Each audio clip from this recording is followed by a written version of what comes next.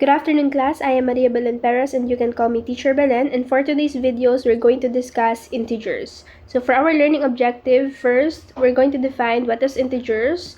Next, we're going to identify the rules of fundamental operations. And then solve problem using operation on integers. And lastly, solve real-life problem involving integers. Okay, so let's start.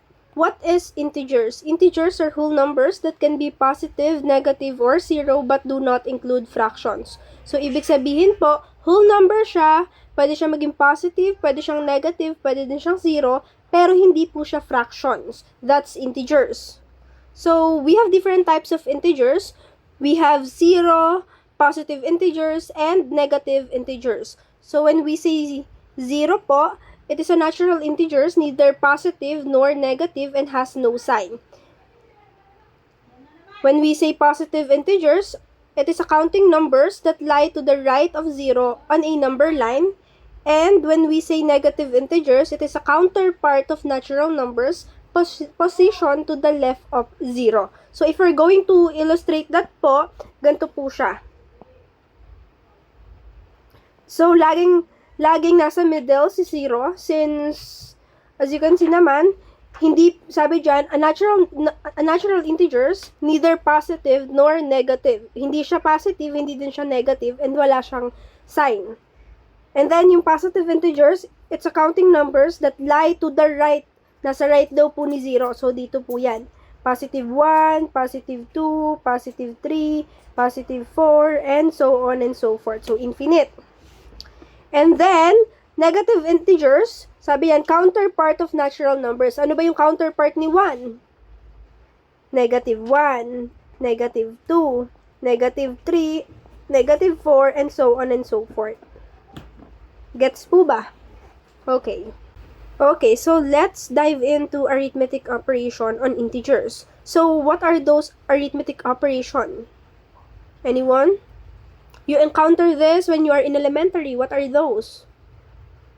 Very good. Addition, subtraction, multiplication, and divisions. They are arithmetic operations. Okay, ayan po yon. Okay, so isa-isahin po natin. For addition, meron po tayong dalawang rule to add the integers. First rule, when adding two integers with the same sign, add their absolute value and keep the sign. Ibig sabihin po, kapag nag-add po tayo ng dalawang number sa integers, ang gagawin lang po natin, i-add lang po natin yung dalawang number na yon and then copy the sign. Gets po? For example po, positive 5 plus positive 8. So, first, we're going to add lang po muna natin yung number. 5 plus 8 will become 13. And then, keep the sign. Ano po ba yung sign? Positive. So, ang sagot po is positive 13. Next, negative 20 plus negative 2. So, add lang po muna natin. 20 plus 2, 22. And then, keep the sign daw po. Ano po ba yung sign? Negative. So, ang sagot po is negative 22. Nagagets po? Okay.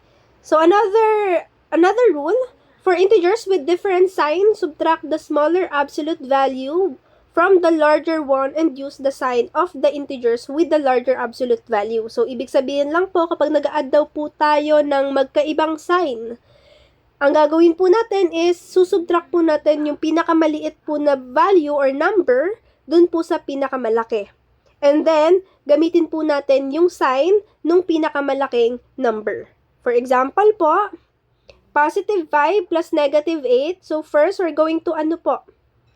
We're going to change the operation. So, yung operation po magiging subtraction. And then, we're going to proceed na po. 5 minus 8 will become 3. And then, copy the sign of the highest. Ano po ba yung highest dyan? Highest number. Very good. Negative 8. So, ang kakapihin po natin is negative 8. So, ang magiging sagot is negative 3. Okay, next. Negative 20 plus positive 2. So, ano po yung first step natin? Change the operation. So, magiging subtraction po. So, 20 minus 2, 18. And then, ano pong gagawin? Copy the sign of the highest. Alin po yung mas mataas po dyan na number? Yung negative 20. So, ang kukopyahin po natin is yung negative 20. So, magiging ano sagot po? Negative 18. Very good. For subtraction naman, meron po tayong rule. To subtract two integers, change the sign of the second number and then follow the addition rule. So, ibig sabihin lang po nito, kapag po nagsusubtract tayo ng integers, kailangan lang po natin baguhin yung sign po ng pangalawang number and then also change the operation. And then follow the addition rule na po. For example po, negative 8 minus positive 5. First, we're going to change the sign of the second number. So, ito po. Itong positive 5, magiging ano na po siya? Itong positive magiging negative.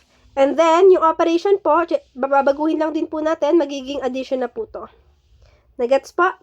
So, negative 8 plus negative 5 will become negative 13. Nagets po? Okay, next is positive 28 minus negative 4. First, we're going to change the sign of the second number. Ano po ba yung sign ng second number? Negative 4. Yung negative 4 po na yan is magiging positive 4 na.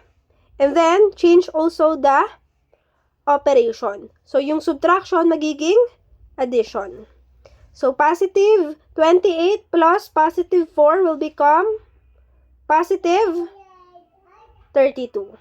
Nagets po kung paano gawin si subtraction.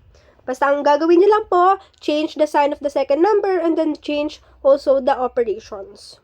Okay? Okay, for multiplication, the rule for multiplication is when multiplying two integers, if both have the same sign, the result is positive. If they have different sign, the result is negative. So, ibig sabihin lang po, kapag po nagmumultiply po tayo ng integers, kapag po same yung sign po nila, ang magiging sagot po is positive, and kapag naman po magkaiba yung sign po nila, ng dalawang number, ang magiging sagot po is negative. So, for example, positive 8 times positive 5.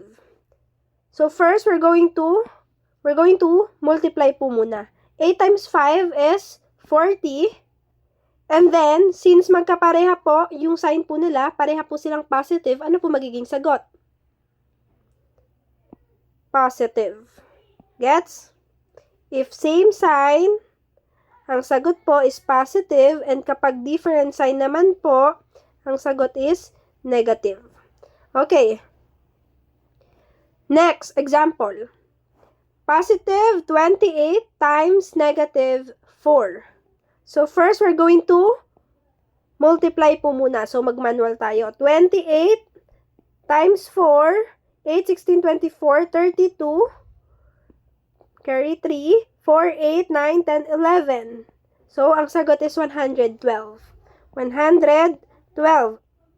So, nakita nyo naman na magkaiba po yung sign. Si 28 is positive 28 and yung isa naman po is negative 4.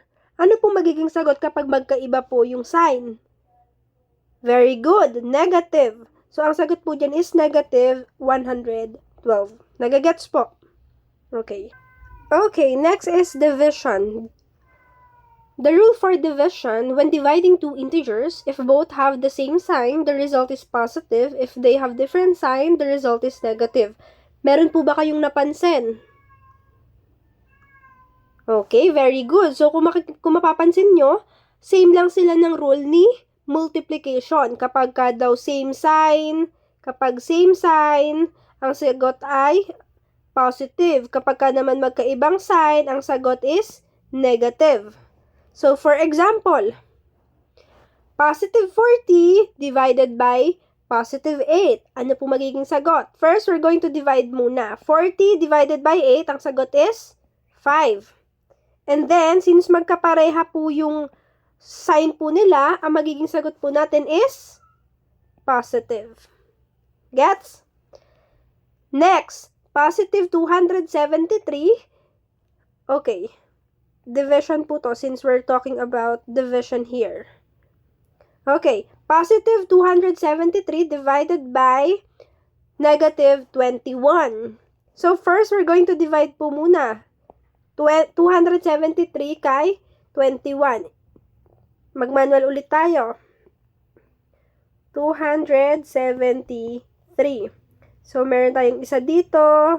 Carry. Merong 6. Bring down. Meron tayong 3. 63. Okay. So, 13 ang sagot. 13. So, as you can see, magkaiba po sila ng sign. So, dito positive, dito naman is negative. So, ano po magiging sign po natin for that? Very good, negative. Bakit negative?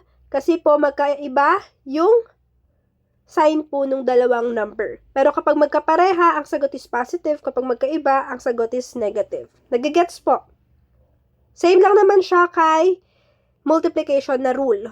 Ang pinagkaiba lang is yung operation. Si multiplication, i-multiply, and si division is mag-divide. Gets po. Okay, now that you already know the rule for arithmetic operation on integers, let's dive into real-life problem. Okay, problem number 1. You have 100 pesos to spend on groceries. You buy item costing 25, 30, and 20 pesos. How much money do you have left? So, first step, you're going to write the given. Ano po yung mga given? Yung given mo, your money is what? Yung N mo is 100, and then, yung cost ng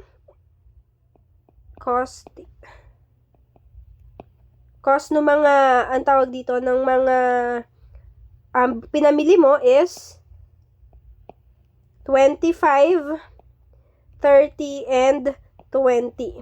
So, how much money do you have left? Magkano pa daw yung natitira sa pera mo? So, anong gagawin natin dyan? So, first, we're going to add lahat ng mga binili mo. Add lang po natin. 25 plus 30 plus 20 is equal to 25 plus 30, 55 plus 20 is 75. So, ayan yung total ng pinamili mo. Since ang tinatanong is hindi naman yung total ng pinamili mo. Ang tinatanong dyan is magkano pa yung pera na naiwan or natira sa'yo. So, anong gagawin natin? Very good. Yung pera mo, ima-minus mo ngayon dun sa nabili mo, sa total number na pinamili mo. Okay? So, 100 minus, ilan po? 75 is equal to, very good, ilan? Ano sagot? 25. So, ang ibig sabihin, ang pera na meron ka pa is 25 pesos. Nagets? Okay, another problem. Problem number 2. A store sells packs of pencils for 3 pesos each. If you buy 5 packs, how much do you spend? So first, let's identify the given. Okay, given.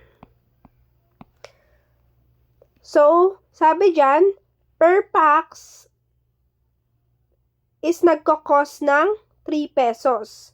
Sa kada pack is 3 pesos. If you buy 5 packs, kapag nag-buy ka daw ng 5 packs, how much do you spend? So, ang lagay natin, ang cost ng isang pack, cost per pack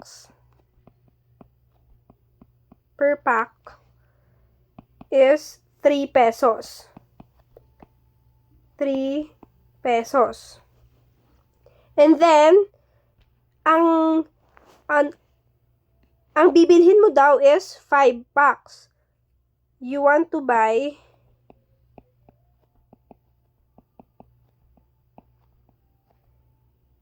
5 packs.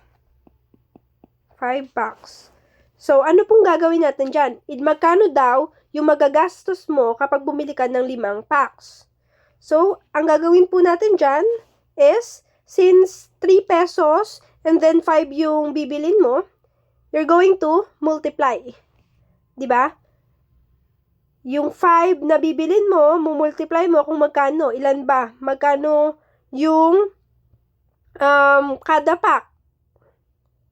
3 pesos. So, 5 times 3 will become 15. So, ibig sabihin, yung magagastos mo dyan is 15 pesos. Sa 5 packs, ang nagastos mo is 15 pesos. Nagets po? Okay. Thank you for watching this videos. I hope you have learned something from me today. And if you want this kind of video, you can follow me on my social media account, TikTok, Facebook, and YouTube to have this kind of videos. Yun lamang. Bye-bye and see you on my next video.